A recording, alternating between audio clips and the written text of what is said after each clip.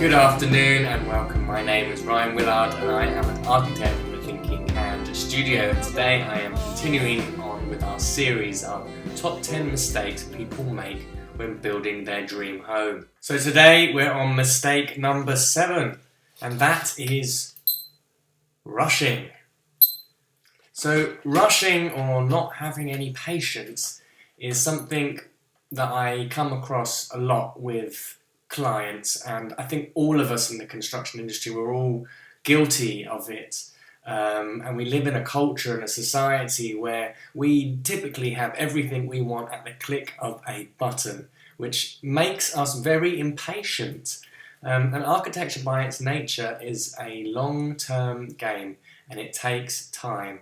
And rushing in the long run, trying to get through the stages as fast as possible, can actually have very, very expensive consequences because it means that you're rushing and you're just bypassing important information, bypassing important steps just to get on site, and then when mistakes happen on site, they can be a hell of a lot more expensive to rectify than trying to adjust a few drawings. So the parts of the project which typically can take a lot of time, unexpected time, can sometimes be around the planning procedure. Now, planning is a statutory approval, and depending on the complexity and the depth of your planning submission, it will need to go to the planners and your local council, your local planning department for approval. Now, normally, once you've done a full planning submission, that should take up to 8 weeks. But this can be delayed in terms of, for example, if your permission got refused, or you decide to take a different route, or if you go through the pre-app process first, and your planners suggest that you're not going to get planning permission, you need to adjust your designs and change it. So there can be a little bit of back and forth with this process. So here's the time really to be patient. And if you're working with a listed building, or you're in conservation areas, again, those conversations with the right people in the planning department need to be struck up as early as possible, and that will help the fluidity of the process and hopefully make it as time efficient as possible. But planning can be a stage sometimes where unexpected delays can occur.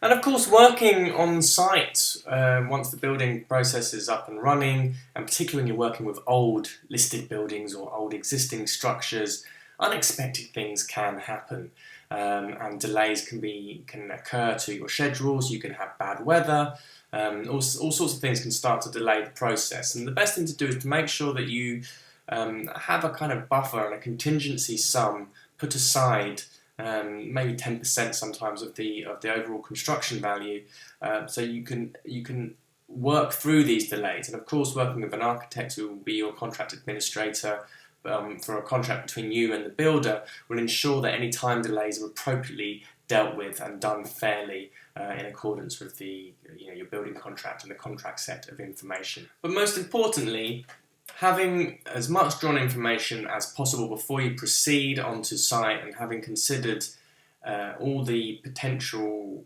errors and delays and things that need to be looked at before going on site, will ultimately save you a lot of time and expense. And working with seasoned and experienced professionals will always make your project help it go very smoothly.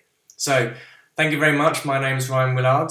If you want to email us or find out any more information about building and doing a dream house project, you can email us at info@thethinkinghandstudio.com, or you can visit our website at www.thethinkinghandstudio. Thank you once again, and I will be back again tomorrow with number 8, mistake.